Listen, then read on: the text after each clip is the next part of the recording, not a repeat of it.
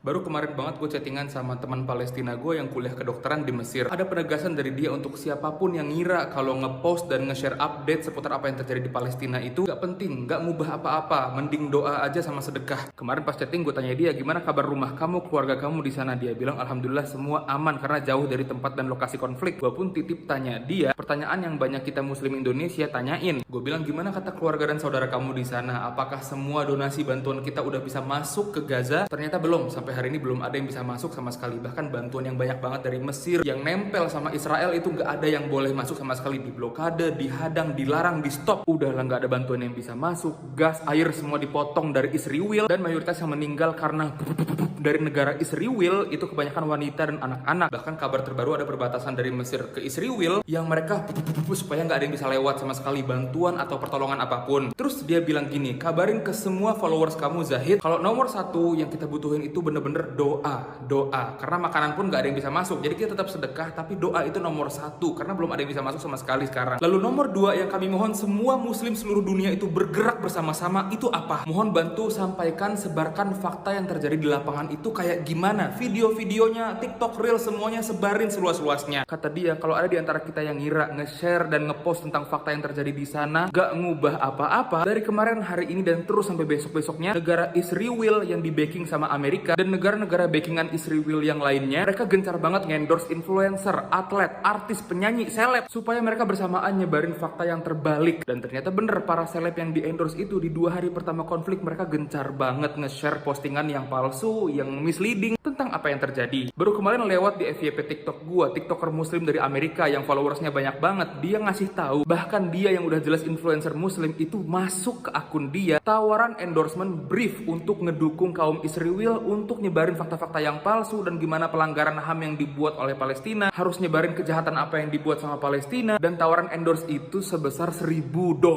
US dollar. Dan di brief yang dikirim ke dia itu nggak ada sama sekali disuruh untuk ngebahas apapun yang Israel perbuat. Lucunya program endorse yang massal ini disebar ke artis-artis dan orang-orang terkenal yang bahkan mereka nggak pernah ngerti sama sekali seputar geografi, sejarah, dan mereka nggak paham seupil pun seputar konflik antara Israel dan Palestina. Makanya banyak dari kita yang kaget dong, kok banyak seleb-seleb bule yang nggak ada seupil pun setiap hari, setiap tahun, setiap bulan ngebahas seputar politik apapun, negaranya sendiri pun nggak pernah dia bahas. Apapun yang terjadi di dunia, mau kebakaran hutan segala macam, mereka nggak pernah bahas apapun. Mereka bukan aktivis, nggak pernah bahas tentang cinta alam. Tiba-tiba karena kasus yang terjadi baru banget sekarang, mereka langsung speak up di mana-mana setiap hari. Kalau influencer biasa bisa dapat $1.000 per satu video, apalagi seleb-seleb yang besar atau atlet seterorganisir itu. Serapi itu perencanaan endorse-nya sampai masuk ke host-host TV. Terus inti masalah yang bakal muncul dari program endorse yang gencar ini apa sih? Semakin tersebar luas fakta yang terbalik, semakin banyak orang-orang besar, brand-brand besar, negara-negara yang tadinya mereka nggak tahu apa-apa, tiba-tiba berubah dari simpatisan, supporter, dan backingan untuk si kaum Israel ini. Mereka tadinya nggak ikut urusan ini sama sekali. Tiba-tiba semakin hari semakin banyak brand-brand besar yang nyumbang jutaan dolar ke mereka, si Israel ini, untuk amunisi